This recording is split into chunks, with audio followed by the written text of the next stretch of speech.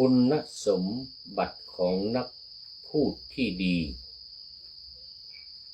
มีอยู่4ประการที่เด่นชัดพูดคล่องแคล่วลื่นไหลไม่ติดขัดพูดได้ชัดไม่แกรงใจไม่คลุมเครือ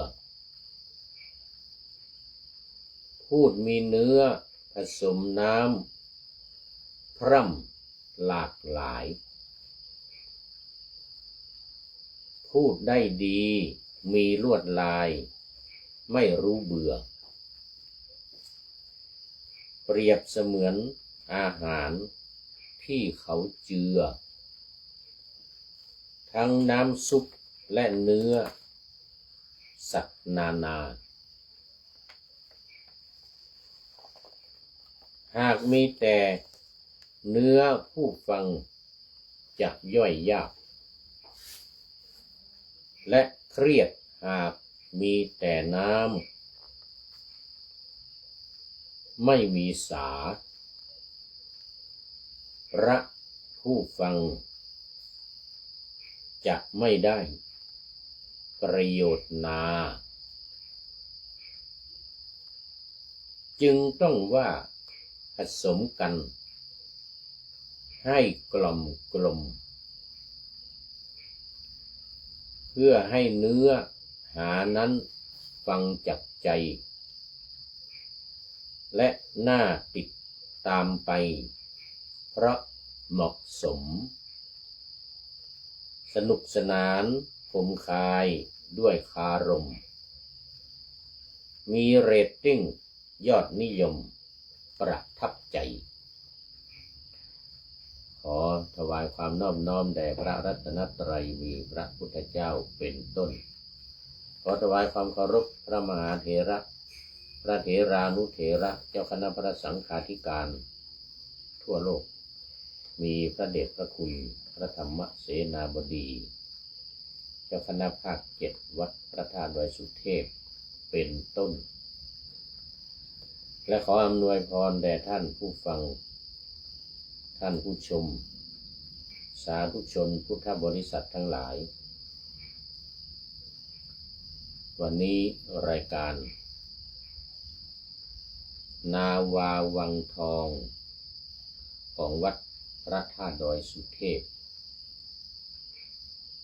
ออกอากาศทางสถานีวิทยุ2 แห่งคือสถานีวิทยุพระพุทธศาสนาแห่งชาติและจริยธรรมวัดพระธาตุดอยสุเทพระบบ FM 96 เมกะเฮิรตซ์มีพ่อครูวรรลบนามวงพรหมเป็นผู้อำนวยการอาจารย์พระมหาประสิทธิ์ปัสสาธิโกเป็นหัวหน้าสถานีและอาตมภาพพระครูปริยัติยานุศาสตร์เป็นผู้บรรยายเป็นประจำในวันศุกร์เสาร์และอาทิตย์เวลา 7:30 นาทีถึง 8 นาฬิกาส่วนเวลาพักบ่าย 14 ถึง 15 นาฬิกามีเฉพาะวันศุกร์และวันเสาร์คือ3 วันเนี่ยมี5 เวลาพักบ่าย2พักเช้า2 สถานีวิทยุเพื่อการศึกษาพระพุทธศาสนาและวัฒนธรรมวัดฝายหินตำบลสุเทพอำเภอเมืองจังหวัดเชียงใหม่มีพระครูสมุวิสุวัฒน์วรกิจโจเป็นผู้อำนวยการ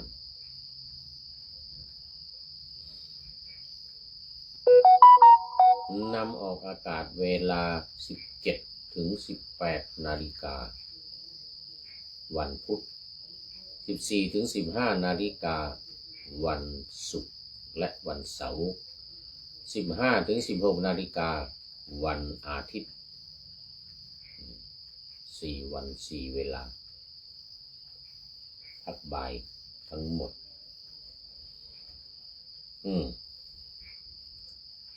วันนี้ก็บันทึกเสียงล่วงหน้ามา4 วัน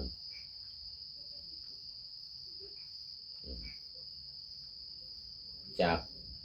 วัดพระธาตุดอยสุเทพผ่านทาง Facebook ไลฟ์สวัยเทพบุญ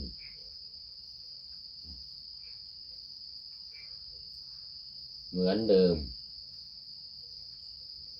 และต้องขออภัยท่านผู้ชมวันนี้เนื่องจากว่าไม่สามารถอ่านคอมเมนต์หน้าจอได้เนื่องจากบันทึกทางด้านหลังจอมองไม่เห็นหน้าจอ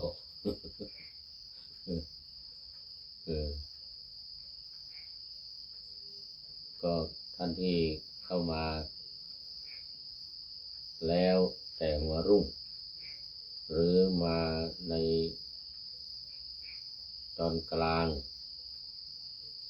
หรือสุดท้ายก็ถือว่างามในเบื้องต้นงามในท่ามกลางและงามในที่สุดอย่างเมื่อรายการที่ผ่านมาก็มีพระเดชพระคุณหลวงพ่อสุทธิสงึมรำเข้ามาแต่หัวรุ่งไก่ยังไม่ทันโหสุริโยยังไม่จับขอบฟ้าว่านาธรรมาสยังไม่เสร็จแล้วก็ตามมาด้วย FC ตัวจริงท่านสุริยันสันตกิตโตคำปาวัดพระธาตุดอยสุเทพเนื่องจากว่าไม่ได้เข้าหลายวันว่างั้นนะเนื่องจากไปธุระเห็นว่าไปธุระถึงต่างจังหวัดโน่น 2-3 วันอะไรนั่นนะทางราชบุรีโน่นเขาบอกว่าขออภัยไม่ได้คอมเมนต์เข้ามาในรายการว่างั้นนะก็ไม่เป็นไรกำลังเข้ามาวันนี้แต่บังเอิญไม่ได้เห็นหน้าจอต้องขออภัยแล้วก็ถ้ามีท่านอื่นๆเข้ามาเป็นอาทิกัลยาณังก็โมทนาในช่วงต้นมัชเชกัลยาณังในช่วงกลางและปริโยสานกัลยาณังในตอนสุดท้ายใกล้จะหมดเวลาก็ขอโมทนาเป็นอย่างยิ่งมาสู่กิจกรรมก่อน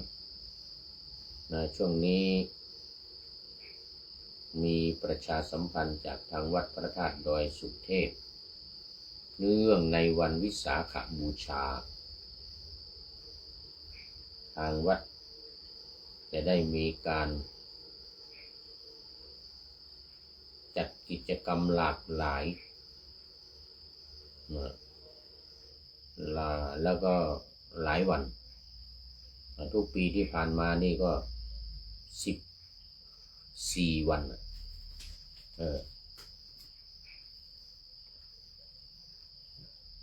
หน้าด้านหน้า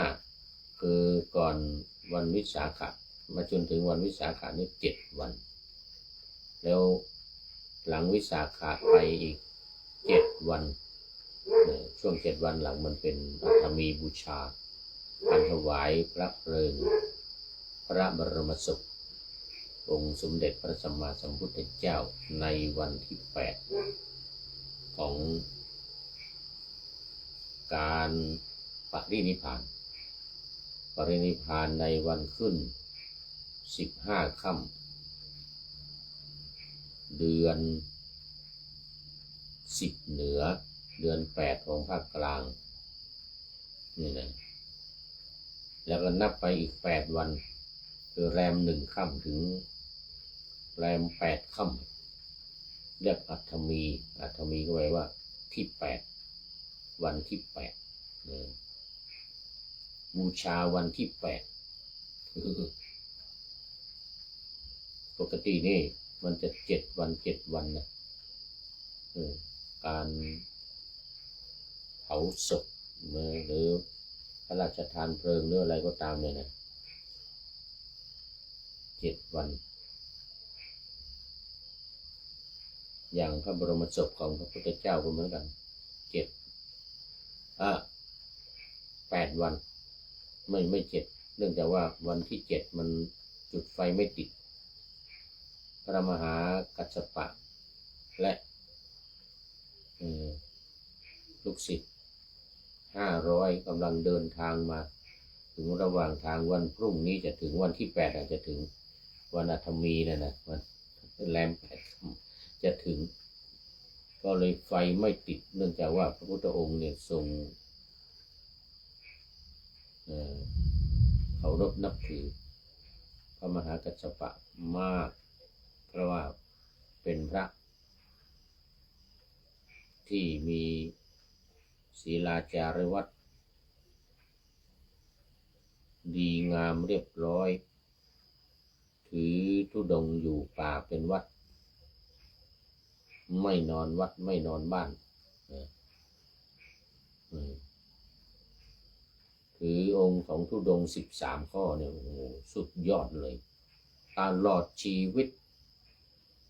แล้วก็อายุยืนซะด้วยพระมหากัสสปะนี่นะ160 ปีอายุ160 ปีนะสุดยอดเลยแล้ว160 ปีเนี่ยตั้งแต่บวชมาเนี่ยนะไม่นอนวัดไม่นอนในที่ในหมู่บ้านหรือในวัดอะไรเลยขนาดไปวัดแล้วก็ยังไม่นอนไม่ว่าจะไปกิจกรรมอะไรวันสำคัญจะไปวัดไม่ว่าจะไปวัดสาวัตถี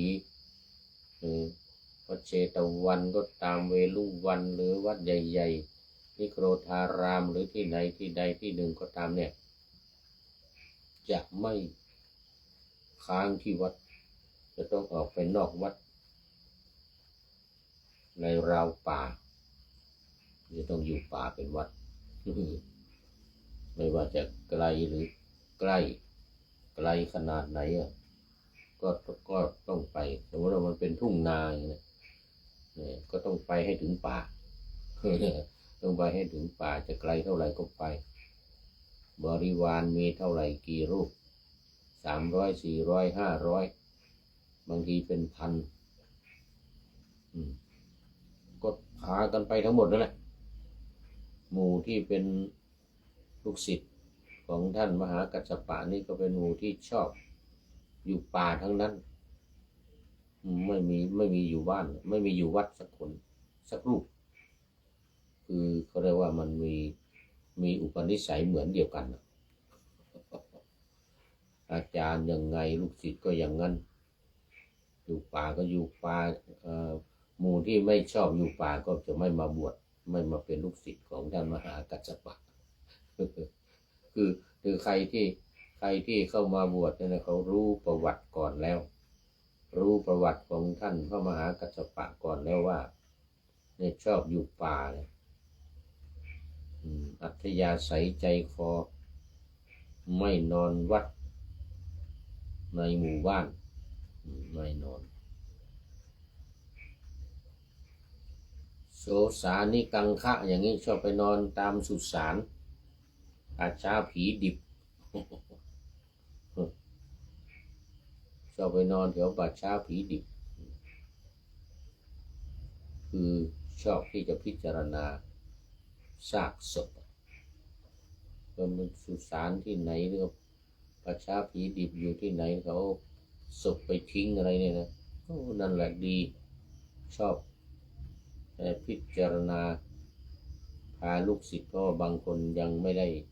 ไม่ได้บรรลุเลยนะลูกศิษย์บางคนนี่ยังไม่ได้บรรลุแต่ชอบในเรื่องของการอยู่ป่ามีนิสัยมีอุปนิสัยในการอยู่ป่าเนี่ยโอ้ก็จึงมาบวชกับพระเถระกัสสปะจึงมีชื่อเสียงโด่งดังไปทั่วชมพูทวีปแล้วก็ไปทวีปอื่นอีกหมื่นโลกจักรวาลรู้กันหมดรู้กันหมดหมื่นโลกจักรวาลเลยพระมหากัสสปะเนี่ยไม่อยู่วัดอยู่แต่ในป่าองค์ของธุดงค์13นั่นน่ะ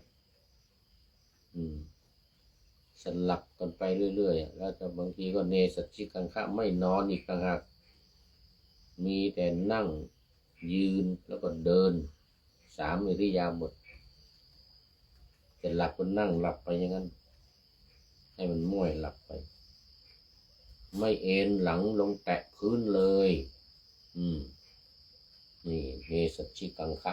ข้อสุดท้ายธุดงค์ข้อสุดท้ายไม่ว่าจะไปไหนแต่ก็ไม่ได้ถือตลอดนะเช่นอาจจะอธิษฐานว่าสัก1 เดือนนี่นะหรือ6 เดือนนี้จะไม่นอนอาจจะเป็นช่วงฤดูฝนเพราะในป่ามันเปียกมันนอนไม่ได้นั่งดีกว่านั่งแล้วมันแฉะมันเปียกไปที่ไหนก็นอนลำบากเอาเนสัชชิกังคะนี่แล้ววะนั่งเนี่ยตลอดคืนถ้ามันง่วงก็นั่งหลับไปเลยงบเงียบงบเงียบหลับไปเลยก็อยู่ป่านี่ไม่ได้อยู่วัดนี่ไม่มีที่มุงที่บัง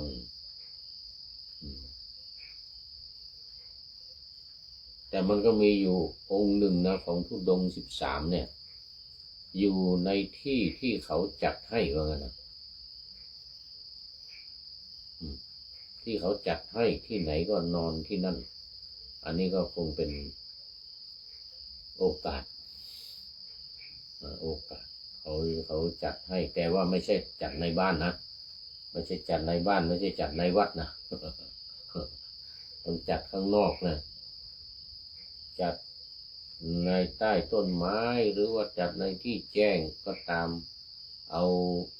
หญ้าคาไปมุงไปบังให้หรือฟางอย่างนี้นะเอาไปบังไปทำเป็นกระท่อมให้แต่ไม่ใช่วัดนะเป็นที่อยู่เช่นไปในหมู่บ้านแห่งหนึ่งโอ้หมู่บ้านศรัทธาญาติโยมเขามีความเลื่อมใสศรัทธาแต่ว่ามันฝนตกมันเป็นเรื่องหน้าฝนน่ะเขาก็พากันเอาหญ้าคมแฝกเอาหญ้าคาเอาใบไม้เมาอะไรมาทำเป็นที่มุงที่บังให้อันนี้เรียกว่านอนในที่เขาจัดให้นอนในที่เขาจัดให้แต่ไม่ใช่ในวัดไม่ใช่ในบ้านน่ะไม่ใช่ในหมู่บ้านน่ะเป็นป่าแต่ว่ามีคนมาจัดให้มันไม่ไกลบ้านศรัทธาญาติโยมเห็นก็โอ้ยสงสารพระมหากัสสปะสงสารพระลูกศิษย์เปียกฝนกันหมดงอมแงมฝนตกเปียกผ้าจีวรเปียกอะไรก็เปียกก็พากันไปทำที่มุงที่บังให้ไม่ให้ฝนตกรถอย่างเงี้ยนะให้พักผ่อนสบายเนี่ยนะก็เดี๋ยวว่าไปที่ไหนก็ญาติโยมก็ทำให้ทำที่พักที่นอนให้ที่มุงที่บังให้มีที่มุงที่บังแล้วก็ไม่อยู่กับที่นะ ไม่อยู่นานนะเราทำให้ก็อยู่พอสมควรอาจจะ1 พรรษาญาติโยมบอกโอ้ขอนิมนต์อยู่ที่นี่เถอะพรรษานี้จะได้ทำบุญสุนทานจะได้ถวายภัตตาหารจะได้ทำบุญตักบาตรอย่างนี้นะ400-500 ลูกก็อยู่กันเต็มในป่ามีหญ้าคามุงบังสักหน่อยใบไม้กิ่งไม้อะไรก็มาบังให้เป็นที่พักที่อยู่ให้ในป่านะไม่ใช่ในบ้านนะไม่ใช่ในนี่นะนี่เป็นอย่างนั้นเป็นอย่างนั้นมีคติเป็นอย่างนั้นพระพุทธเจ้าก็จึงเคารพนับถือมาก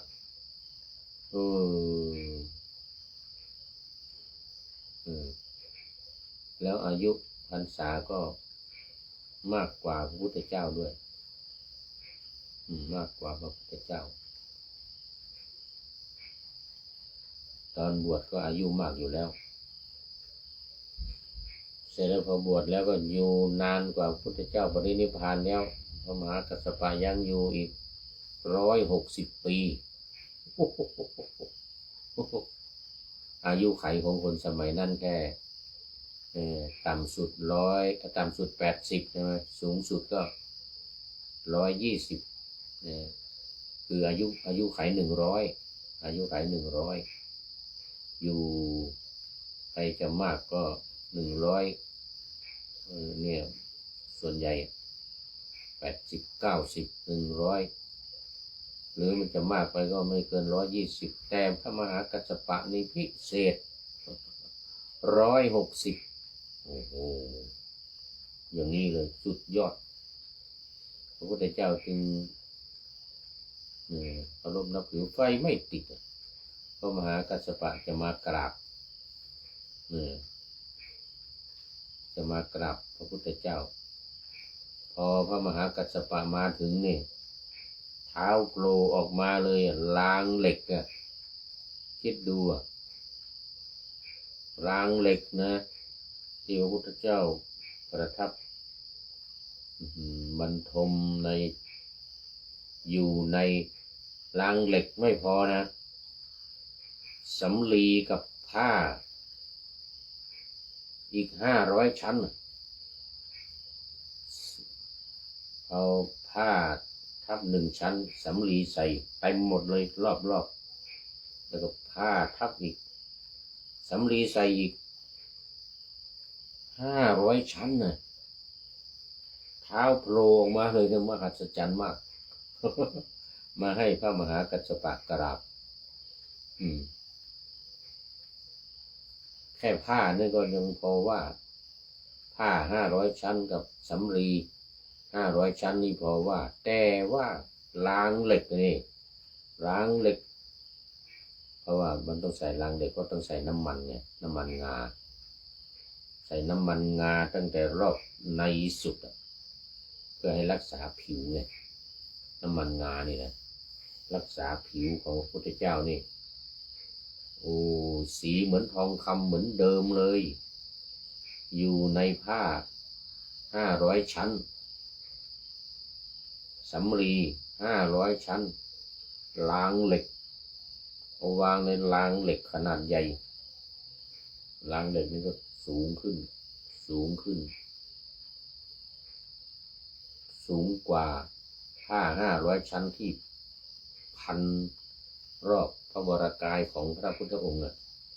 คิดดูมันจะใหญ่ขนาดไหน500 ชั้นไม่ใช่ผ้าอย่างเดียวมีสำลีด้วยทุกชั้นเอาสำลีใส่เต็มหมดเลยโอ้มันจะสูงขนาดเพดานนี่ละมั้งเนี่ยสูงขนาดเพดานนี่เลยความใหญ่มันก็โอ้โหแล้วก็รางเหล็กขนาดใหญ่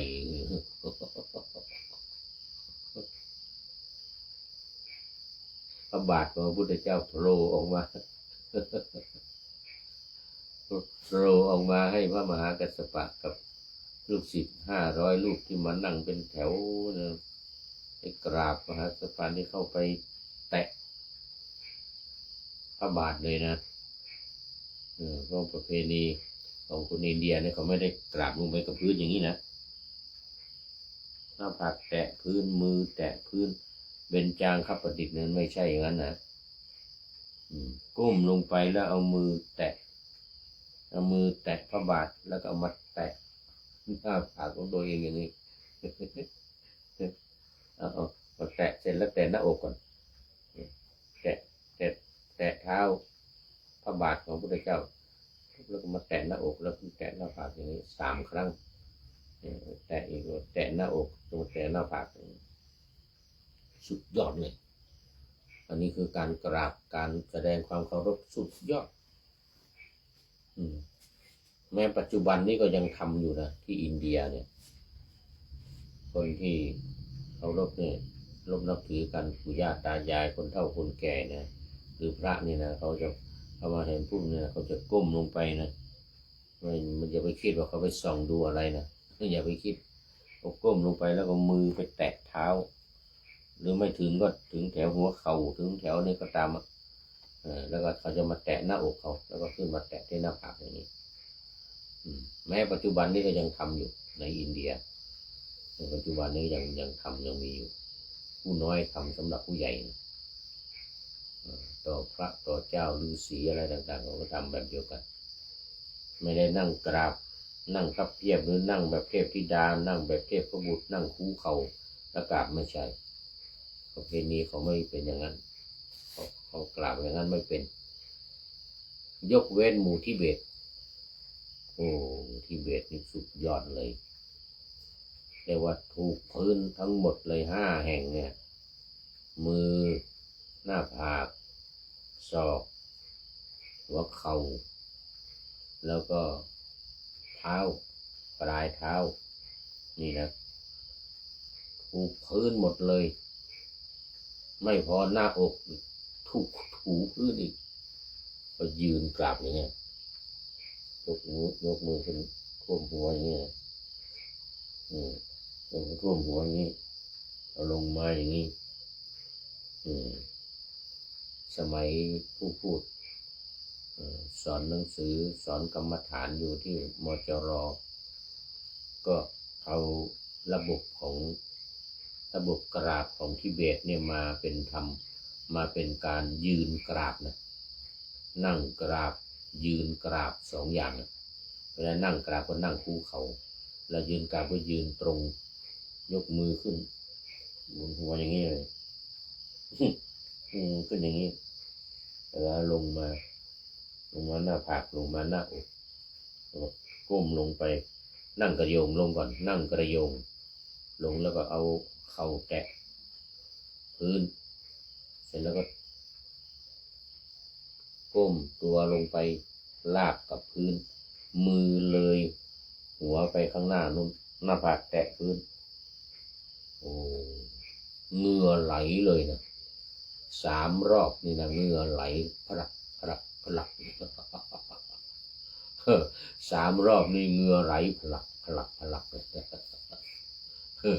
แบบทิเบตกราบแบบชาวทิเบตพี่น้องชาวทิเบตโอ้โหแล้วเขาทำกันนะแล้วเขาได้ลงไปรอบหนึ่งเนี่ยเขาจะนับนะเขาให้ได้100,000 ครั้งต่อในชีวิตถ้าไม่ได้ถึง100,000เนี่ยก็ไม่หยุดทำเรื่อยๆลงไปขึ้นมาครั้งหนึ่งก็นับไว้มาครั้งหนึ่งก็นับไว้ครั้งหนึ่งได้เท่าไหร่ก็จดไว้อาจจะได้ครั้งหนึ่งอาจจะได้10 รอบ20 30 50 100อย่างนี้นะจดไว้ให้ได้100,000กราบให้ได้100,000 ครั้งสุดยอดพี่น้องชาวทิเบตของเรานี่พูดถึงอัฐมีบูชาโอ้ประชาสัมพันธ์เยอะเกินไปมั้งนี่นานเกินไป วันที่25 ถึง 29ก็มีการเจริญพระพุทธมนต์สมโภช น้ำสงฆ์พระราชทานของพระบาทสมเด็จพระเจ้าอยู่หัว5 วันสมโภช5 วันนิมนต์พระสงฆ์ทรงสมณศักดิ์10 รูป5 วัน50 รูปมาเจริญพระพุทธมนต์แล้วก็ถือพัดยศมาด้วยให้กล่าวถวายอดิเรกแด่พระบาทสมเด็จพระเจ้าอยู่หัวด้วยอติเลกวัสสตังชีวตุนะอติเลกวัสสตังชีวตุ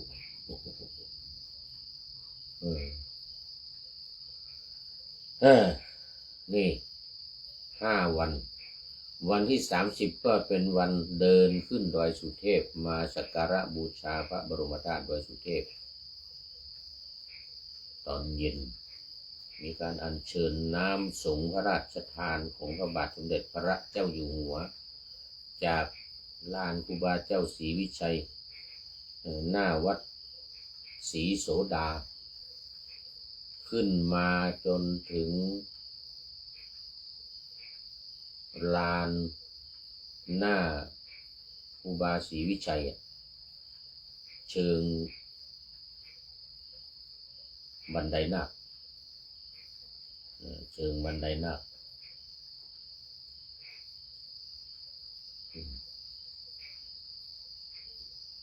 ข้างล่างแต่เวลาเรียกนี่นะจะเรียกว่าหัวบันไดนาค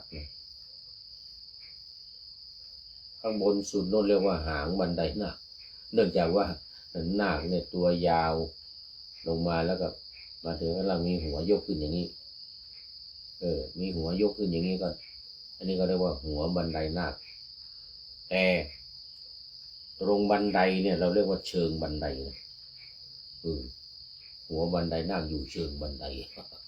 อันนั้นบริเวณลานนี่เราเรียกว่าเชิงบันไดนาคเชิงบันไดนาคคือข้างล่างเป็นลานอยู่ข้างล่างบันไดที่ต่อจากหัวนาคลงมา1 2ก็คือ3 ชั้นลงมาถึงลานข้างล่างนี่ลานข้างล่างนี่เริ่มพิธีเป็นทางการเนี่ย ทุ่มครึ่งขึ้นมาถึงตอนเช้า5:30โดยประมาณถ้าว่า6 โมงเช้าก็ทำบุญตักบาตรญาติโยมมากันเต็มนิมนต์พระสังฆะทั้งเนร500 รูปบางปีก็เกินก็มีนะเกิน500แต่บางปีไม่ถึงราวๆ400 กว่าแต่ต้องใช้ระบบของอินเดียจะมากกว่า500หรือจะน้อยกว่า500ก็ตามเขาเรียกว่าจะมากจะน้อยก็500ไว้ก่อน500ไว้ก่อนบางทีนิมนต์ไว้นอกจากนิมนต์ในอำเภอเมืองในเชียงใหม่แล้วขึ้นมาแล้วเนี่ยยังมีที่มาจากต่างจังหวัดที่ไม่ได้นิมนต์มานะใส่หมดตักบาตรหมดทุกลูกเลย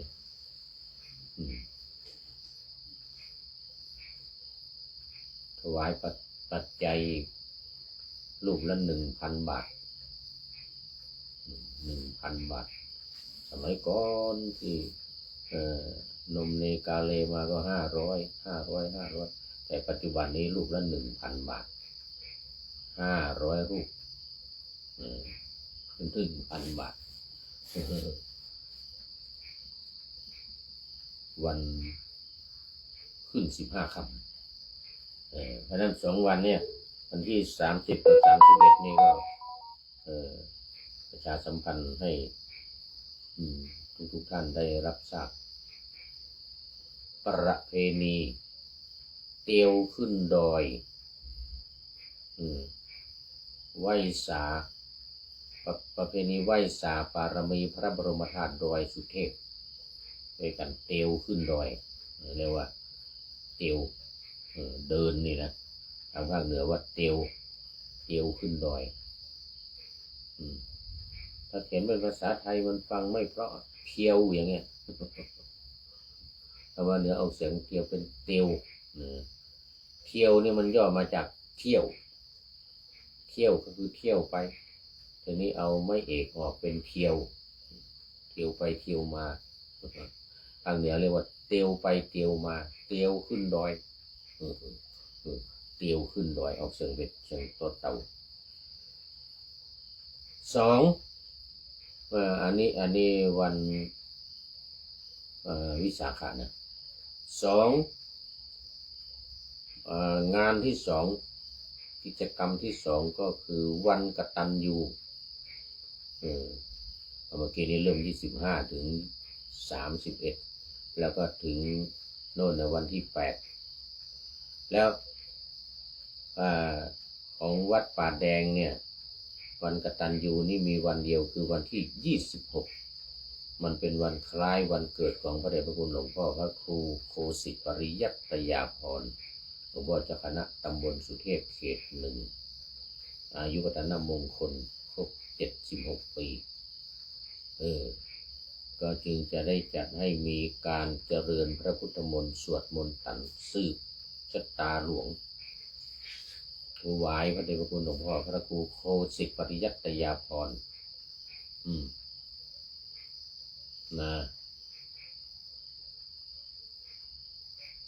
9 นาฬิกาเป็นต้นไปถวายภัตตาหารเพลถวายจตุปัจจัยทายทานเสร็จเรียบร้อยจบภาคบ่ายมีการมอบทุนการศึกษาให้กับนักเรียนตามสมควร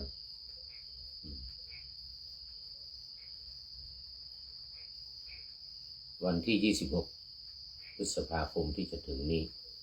ก็ถือโอกาสนี้ประชาสัมพันธ์ให้กับญาติโยมสาธุชนในตำบลสุเทพในอำเภอเมืองเชียงใหม่ในจังหวัดเชียงใหม่แล้วก็ตำบลลี้หลวง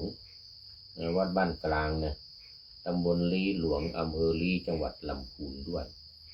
เพราะว่าเป็นบ้านเกิดของพระเดชพระคุณหลวงพ่อพระครูโคสิตปริยัตยาภรณ์ได้โดยให้เริ่มรับทราบโดยทั่วถึงกันแล้วก็มาร่วมกิจกรรมกันในวันที่26โดยพร้อมเพรียงกันเอาละตอนนี้ก็เข้ามาสู่เนื้อหาของธรรมะกันเลยทีนี้วิหารไลน์มาหลายนาทีแล้วเนี่ย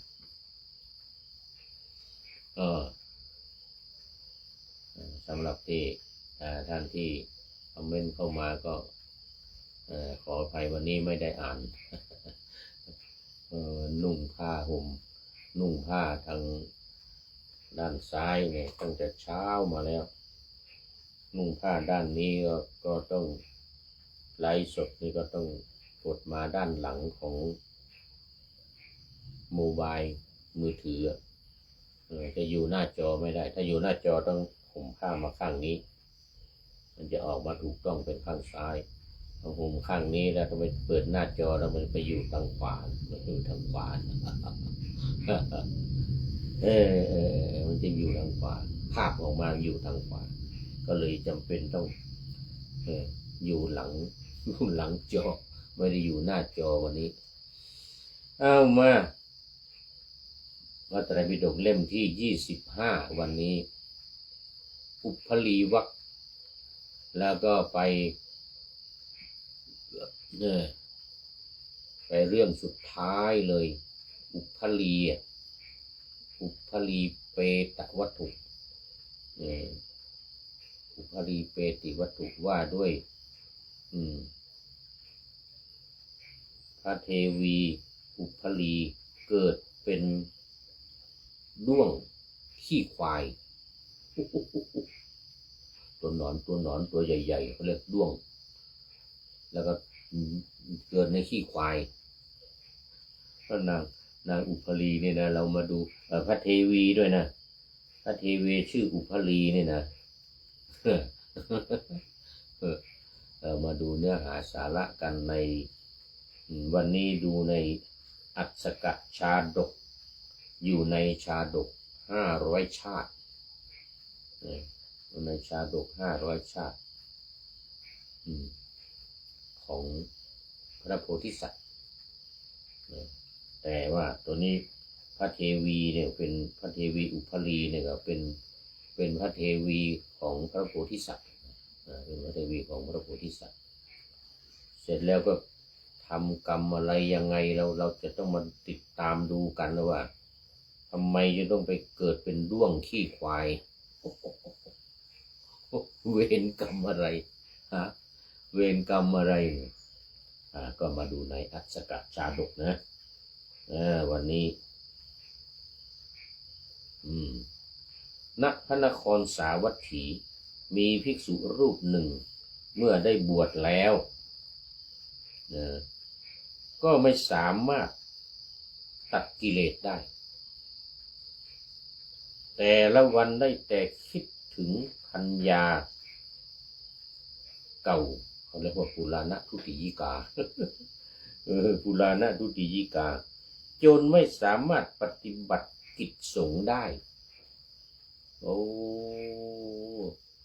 ใบหน้าของพัญญาเนี่ยมันลอยขึ้นมาอยู่ที่หน้าที่ตาเราเนี่ยติดตาติดหูติดตาคิดถึงแต่ภรรยาเก่าปุราณทุติยิกาภรรยาเก่าไม่รู้จะทำอะไรเนี่ยป่านนี้น้องนางของพี่จะเป็นอย่างไรบ้างเนาะ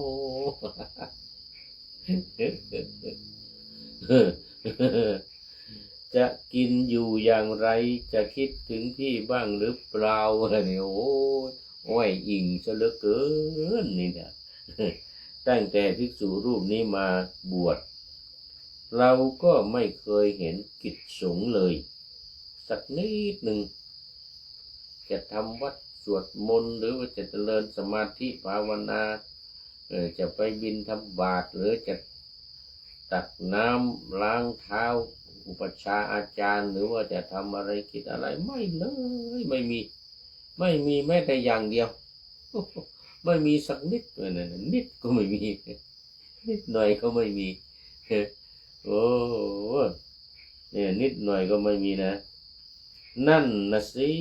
ว่างั้นนะแล้วอย่างเนี้ยจะบรรลุธรรมได้ยังไงจะบรรลุธรรมได้ยังไงภิกษุรูปเนี่ยพวกเราเองก็ออกบวชมาก่อนน่าจะตักเตือนน่าจะตักเตือนเขาว่างั้นนะได้บ้างนะท่านปรึกษาหารือกันบรรดาพระภิกษุทั้งหลายเห็นพระภิกษุรูปนี้แล้วก็โอ้สงสารเหลือเกินอยู่ที่ไหนก็เศร้าเหงาหงอยคิดถึงแต่เมียเก่าปุราณทุติยิกาเนี่ยไม่ทำอะไรจนไม่รู้จะทำอะไรคิดถึงร้องไห้ด้วยบางทีน้ำหูน้ำตาไหลจะเป็นยังไงเมียจะเป็นยังไงจะคิดถึงบ่หรือบางทีไปหาผัวใหม่หรือเปล่านี่ไปหาผัวใหม่หรือเปล่าเนี่ยไปหาเป็นห่วงเป็นใยตัดความรักไม่ได้ตัดกิเลสคือความรักไม่ได้นี่เรื่องของเรื่องมันนะเอานี่นะพวกเราพระภิกษุทั้งหลายก็มาปรึกษาหารือกันเราจะตักเตือนท่านบ้างนะดูสงสารท่านเหลือเกินนะทำไมท่านไม่ปฏิบัติกิจของสงฆ์การนั่งสมาธิ meditation เนี่ยนะจะทำให้จิตใจท่านสงบเยือกเย็นได้นะท่านทั้งหลายอย่างนั้นนะอาวุโสทั้งหลายอย่างนั้นผมทำอย่างไรก็ไม่สามารถตัดกิเลสออกไปจากใจได้พอหลับตาครั้งใดจิตใจก็เฝ้าแต่คำนึงถึงน้องนางที่รัก my dear คิดถึงแต่ my dear โอ้โหท่านภิกษุทั้งหลายก็กล่าวกับเขาบอกว่านั่งทำสมาธิบ้างท่านจิตใจจะได้สงบจะได้เยือกเย็นนะท่านนะว่าไม่ได้ว่างั้นนะผมทางอย่างไรก็ไม่สามารถตัดกิเลสออกไปจากใจได้เพราะหลับตาครั้งใดจิตใจก็เฝ้าแต่คำนึงถึงน้องนางที่น่ารักน่าใคร่น่าเอ็นดูว่างั้นนะนี่ภิกษุทั้งหลายก็กล่าวว่าบางรูปนะท่านไม่ลองพยายามดูอีกสักครั้งหรือท่านลองดูหน่อยลองดูหน่อยมากว่านะลองดูหน่อยลองดูหน่อยไม่ไหวแล้วละผมตัดสินใจแล้วละจะสึกว่างั้นนะโอ้ขอสึกเถอะผมตัดสินใจแล้วละไม่ไหวแล้วไม่เอาแล้วไม่นั่งสมาธิสมาธิอะไรไม่จะสึกแล้วโอ้ยังไงเนี่ยภิกษุบางรูปก็พูดอย่าเพิ่งท่านอย่าด่วนตัดสินใจอย่าด่วนตัดสินใจอย่างนั้นเลยเราไปเข้าเฝ้าองค์สมเด็จพระสัมมาสัมพุทธเจ้ากันเถอะนะพระองค์ต้องมีข้อชี้แนะให้เราแน่ว่างั้นนะท่านอย่าเพิ่งสึกก็ไปเฝ้าพระพุทธเจ้าท่านคงต้องมีนโยบายมีอุบายในการที่จะแนะนำให้เราเหมือนกันนะต้องมีแน่เนี่ยขนาดพระนันทะสักยบุตรนันทะกับสักยบุตรน้องของท่านนะคิดถึงแต่นางชนบทนะกัลยาณีเจ้าสาวพระพุทธเจ้ายังอุตส่าห์พาขึ้นไปบนสวรรค์ไปเห็นนางฟ้าเราก็ให้ปฏิบัติธรรมจนบรรลุเป็นพระอรหันต์เมื่อนะนันทะราชกุมารเนี่ยนันทะน้องชายของท่านน้องชายกับคนละแม่นะต่างแม่นะพ่อเดียวกันยังทำได้ว่างั้นนะนี่ไปหาพระพุทธเจ้าเถอะไปว่างั้นนะเมื่อองค์พระศาสดาทรงทราบเรื่องทั้งหมดนี่พอเข้าไปเฝ้าพระพุทธเจ้านะจึงตรัสว่าดูก่อนภิกษุหญิงนั้นไม่ได้ทำให้เธอหวยหาแต่ในครั้งนี้เท่านั้นเอาแล้วทีนี้จะยกนิทานนี้แล้ว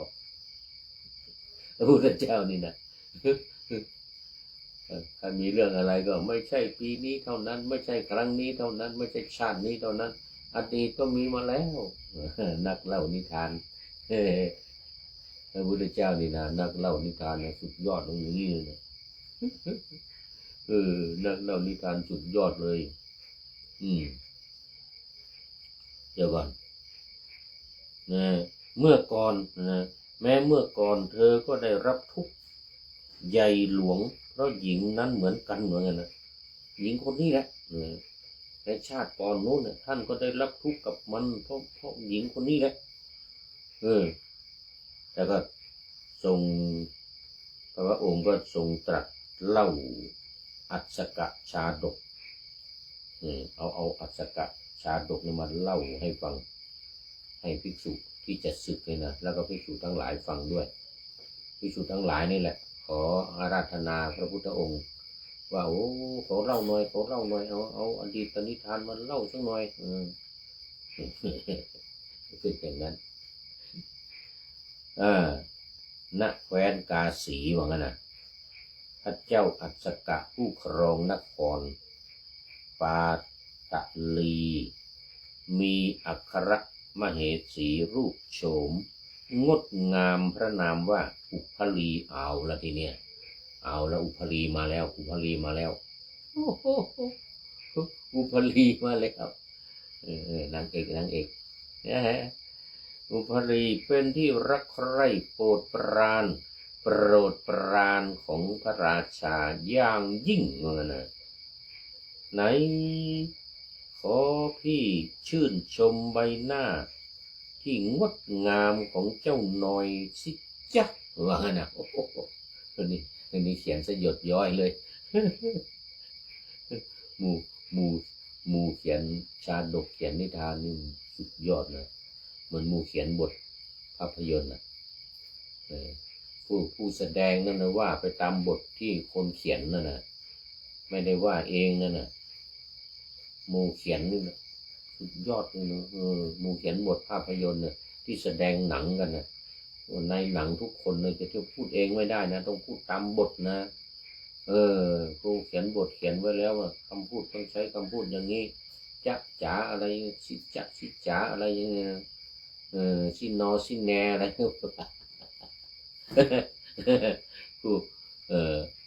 ผู้เขียนบทนั่นน่ะเขียนทั้งนั้นน่ะ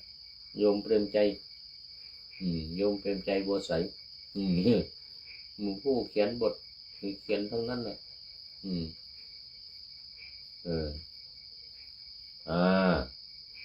เดี๋ยวก่อนชิจ๊ะว่าไงนะ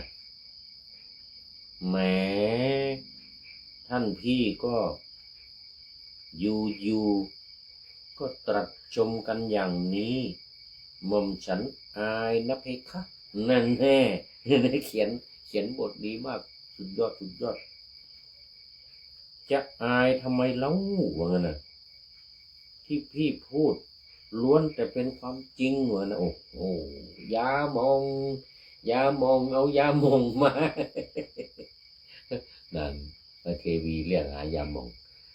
งมาทามาดมจะเป็นลมเพราะว่าได้รับคำชมที่โอ้โหหัวไม่ถึงฟ้ามันจะเหลือสักนิดหนึ่งอย่างเงี้ยนะได้รับคำชมได้รับพระราชาพระราชสวามีชมใหญ่เลยโอ้โหนางก็เอียงอายใหญ่เลยนะโอ้อายเนี่ยนะโอ้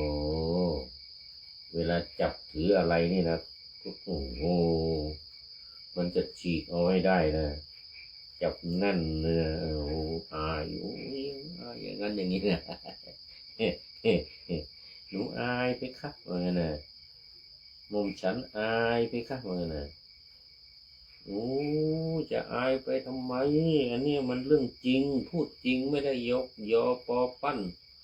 อะไรหรอกคนนั้นมันเรื่องจริงเธอนี่มันสวยจริงๆเหมือนกันนะพระนางอุพลีพยายามบำรุงรูปโฉมและรักษาพระชวีวันให้สดใสเปล่งปลั่งยิ่งกว่าพระมเหสีองค์อื่นๆก็มีมเหสีเยอะเพื่อผูกพระทัยพระราชาให้หลงไหลใฝ่ฝันละเมอเพ้อหานางถ้านางแต่เพียงผู้เดียวให้หลงไหลใฝ่ฝันหาตัวเองแต่เพียงผู้เดียวว่างั้นนะโอ้หมู่เขียนนี่มันสุดยอดจริงๆนี่เขาเรียกว่านักเขียนพวกเจ้าช่วยขัดผิวเราให้เนียน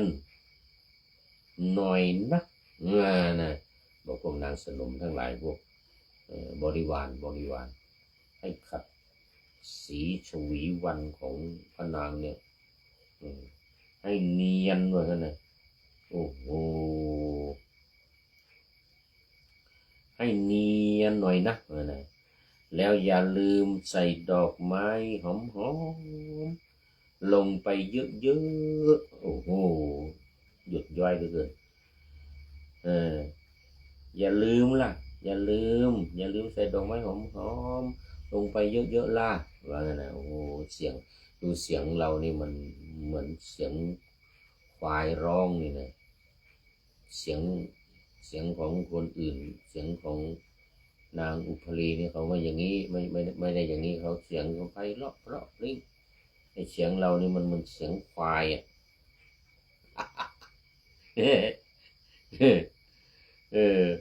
กลิ่นกายเราจะได้หอมอย่าใช้ดอกไม้ที่กลิ่นฉุนเกินไปนะเสด็จพี่ไม่ชอบว่างั้นนะบอกพวกบริวารนะเอาดอกไม้หอมกลิ่นมัน กลมกล่อมกลมกลืนกับผิวสีพันวรรณะของหม่อมฉันว่านั่นนะเสด็จพี่จะได้ชอบโอ้ยพระมเหสีนี้พระมเหสีนี้ว่างั้นนะโอ้ยพระมเหสีนี้ว่านะ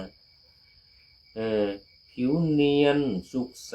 กว่าพระมเหสีองค์อื่นๆอีกนะเพคะพวกบริวารนี่ก็เข้าใจพูดหวานล้อมใช่ว่างั้นนะทั้งรูปโฉมและรูปกายได้สัดส่วนสวยไปหมดสมแล้วที่เป็นที่โปรดปรานของพระราชาว่างั้นนะเสด็จพี่ต้องโปรดปรานแต่เราคนเดียวเท่านั้นเสด็จพี่เพคะหม่อมฉันได้ยินหมอหลวงบอกว่าทางใต้ของเมืองเราเนี่ยมียาดีที่ช่วยบำรุงผิวพรรณนะบำรุงผิวพรรณของหม่อมฉันเนี่ยให้สดใสสดใสอ่อนวัยด้วยหน้านี่เหมือนกับเด็กๆเลยว่างั้นนะเหมือนกับเด็กที่เกิดใหม่3 วันอย่างนั้นน่ะหม่อมฉันเนี่ยอยากจะลองนำมาใช้ดูเสด็จพี่จะว่ากระไรเพคะนะพระราชายังไม่ทันว่าอะไรไปหมดเวลาซะก่อนหมดเวลาซะแล้วนี่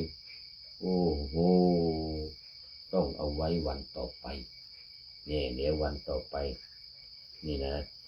วันต่อไปจะได้นำมาเล่าต่ออีกวันนี้เอาไว้แค่นี้ก่อนไว้แค่นี้ก่อนใครเข้ามาเป็นปริโยสานะ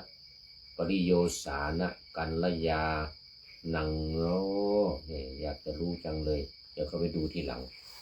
ขอบคุณมากสำหรับทุกท่านที่เข้ามาแล้วทั้งเข้ามาในเบื้องต้นในท่ามกลางและในที่สุดเรามาดูข้อคิดท้ายรายการกันหน่อยวันนี้ได้จากผู้ใดหนอแลนี่นะโอ้ท่านนายพลนเรศจิตรักของเรานี่เองไม่ใช่ใครที่ไหนอื่นเลยท่านนายพลเมื่อกี้รายการก่อนก็เอาสมัยพระมหานเรศนั่นนะยานวโรปริยนธรรม8 ประโยคนู่นนะสมัยวัดพระสิงห์นะมาลงอันนี้สมัยเป็นนายพลนี่แหละนายพลนเรศกิจลักษณ์ของเรานี่โอ้วันนี้บางทีอาจจะคอมเมนต์เข้ามาแล้วนะเป็นปริโยสารนะกัลยาณังหรือไม่ก็เป็นมัชเชกัลยาณังมัชเชกัลยาโนเนี่ยท่านนายพลของเราเนี่ยนะแต่ไม่เห็นหน้าจอตอนนี้ต้องขออภัยให้เขาคิดไว้ว่าคุณสมบัติของนักพูดที่ดีมีอยู่4 ประการที่เด่นชัดข้อ 1เลยนะพูดคล่องแคล่วลื่นไหลไม่ติดขัดข้อ 2พูดได้ชัดไม่แคลงใจไม่คลุมเครือสุดยอดต่อไปข้อ 3พูดมีเนื้อผสมน้ำพร่ำหลากหลายเหมือนกันนะโอ้นี่ข้อ 3ข้อ 4พูดได้ดีมีลวดลายไม่รู้เบื่อเปรียบเสมือนอาหารที่เขาเจือทั้งน้ำซุปและเนื้อสัตว์นานาเหมือนกันโอ้โหสุดยอดเลยสุดยอดหากมีแต่เนื้อผู้ฟังจะย่อยยากนั่นไงมีแต่เนื้อจะย่อยยากและเครียดหากมีแต่น้ำไม่มีสาระ ผู้ฟังจะไม่ได้ประโยชน์นาจึงต้องว่าผสมกันให้กล่อมกลมนั่นแน่นั่นแน่เพื่อให้เนื้อหานั้นฟังจับใจและน่าติดตามไปเพราะเหมาะสมสนุกสนานคมคายด้วยคารมมีเรตติ้งนั่นแน่มีภาษาอังกฤษด้วยมีเรตติ้งยอดนิยมประทับใจโอ้โหสุดยอดเลยสุดยอดเลยนักพูดที่ดีมีอยู่สี่อย่างเลยนักพูดที่ดีเนี่ยนะเดี๋ยวท่านในพลเรานี่นะสุดยอดเลยนะเป็นนักพูดนะพูดคล่องเนี่ยพูดคล่องแคล่วลื่นไหลแล้วก็สองพูดได้ชัด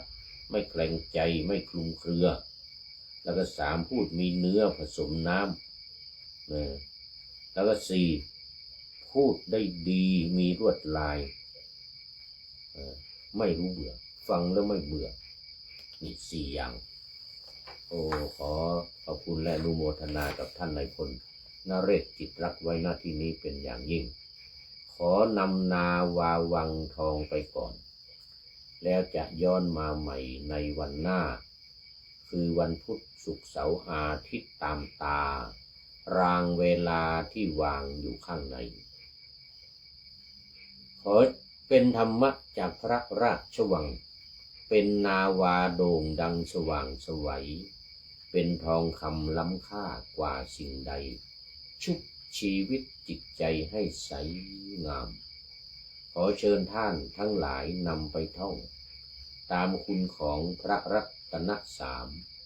พุทโธเมนาโถธัมโมตามสังโฆเมนาโถยามภาวนาว่าบ่อยๆซ้ำๆจำในจิตจนมันติดในใจไม่หายหน้านอนนั่งยืนเดินจำทุกเวลาตั้งแต่ตื่นขึ้นมาถึงหลับไปขอทุกท่านได้ผลจากปฏิบัติได้กำจัดความทุกข์พบสุขใสพลันปลอดโปร่งโล่งสบายทั้งกายใจอยู่ที่ใดใจสงบพบนิพพานขอเจริญพร